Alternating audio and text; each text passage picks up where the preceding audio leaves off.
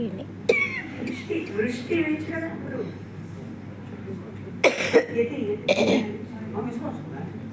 అడగడానికి పడుతుంది. దీవెనలిచ్చు నెల్లరకు వృష్టి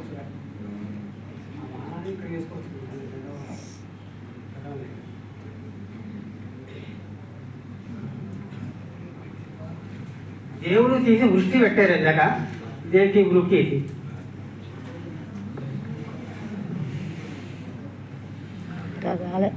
ఎవరికైనా మంచిని కాబట్టి ఇవ్వండి అమ్మాయి.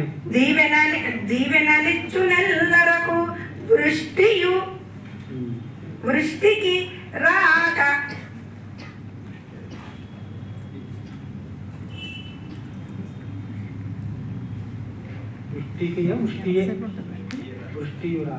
వృష్టికి రాక అయిపోతుందండి. ఇంకొక అరగంట క్షయంబు రాక క్షయంబు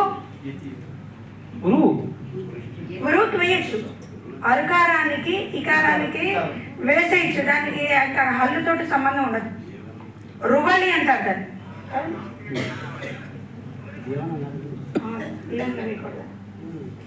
దీవెనగా వేయకూడదా?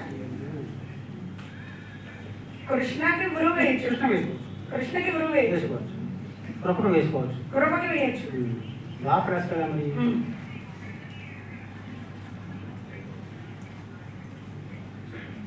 అరుకాల సామ్యంగా ఏ హల్లుకైనా ఎత్తి వేసుకోవచ్చు.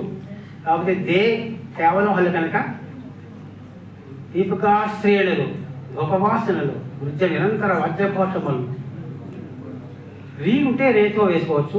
ఈ హెల్తోనే వేసుకోవచ్చు. కాబట్టి అచ్చు విరగాలి. అక్కడ అచ్చు విరగాలి.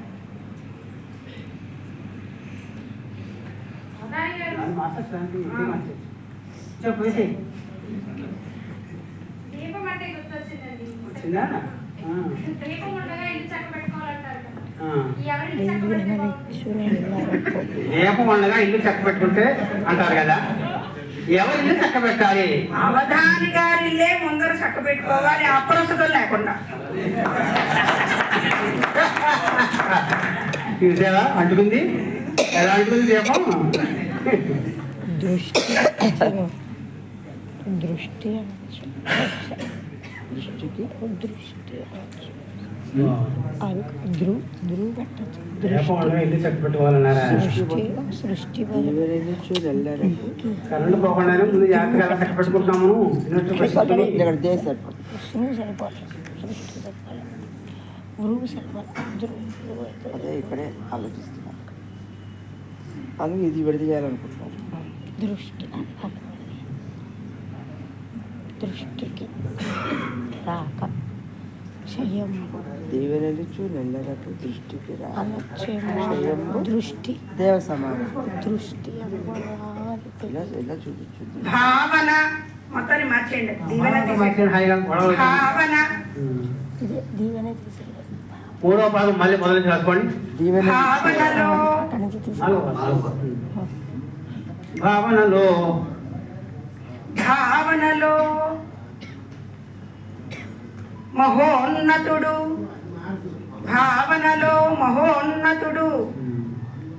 వానల అది రక్క వానల రాక వానల రాక. భావనలో మహోన్నతుడు వానల రాక క్షయంబు కోరుచున్. వానలో మహోన్నతుడు వానల రాక క్షయంబు కోరుగా. ఈ వానల రాక అన్నప్పుడు రాక అని తెలుగు పదం కనుక క్షయ అనే సంస్కృత పదం అయినా ఈ కా గురువు కాదు. కానీ కక్ష అనేది వ్యతిరేక ఇంకో అర్థంలో వచ్చింది, అర్థాంతంలో వచ్చింది. కా గురువు కాలేదు. ఇది ప్రోపం ఇప్పుడు చూడండి. ఇక్కడ మామూలు రకంలో వేసినట్టు గొడవ లేదు, అక్కడ పడలేదు. అనుమాన క్షయంబు కోరకం. క్షయంబు కోరుచో కోరుచున్. సరిపోయిందా? నడుపుకొని చదవడం సార్. వాడు కొంచెం బుర్ర పండించేసి ఆలోచిస్తాం సార్. క్షయంబు రాజము కోరుకుని కాకూడదు. చేయమే నాశకారకం కదా. ఆ. దాన్ని కోరడం మళ్ళీ రైతు. వానల రాక క్షయంబు అసలు వేసిన పదం ఏమిటి అమ్మాయి వేసిన ఏమిటి తమిళ తీసేసాం. ఆహా. వానలు రాక క్షయంబు అమ్మ భావనలో భావనలో మహోన్నతుడు వానల రాక క్షయంబు